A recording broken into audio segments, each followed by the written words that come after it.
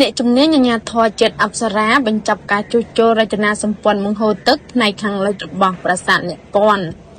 លោកអ៊ិចស្រេងបុគ្គលិកបច្ចេកទេសនាយកដ្ឋានអភិរក្សប្រាសាទនិងបុរាណវិទ្យានៃអាជ្ញាធរជាតិអប្សរាឲ្យដឹងថារចនាសម្ព័ន្ធរបស់បង្ហូរទឹកនៅទិសខាងលិចនៃប្រាសាទអ្នកពាន់បានប្រែក្លាយពីការខូចខាតទៅជាមានសភាពរឹងមាំនិងមានសោភ័ណភាពឡើងវិញរចនាសម្ព័ន្ធបង្ហូរទឹករបស់ប្រាសាទអ្នកពាន់បានរងការខូចខាតជាច្រើនកន្លែងដោយសារតែកត្តាអាយុកាលទឹកហូរច្រោះនិងរុក្ខជាតិដុះចាក់រើសចូលសំណង់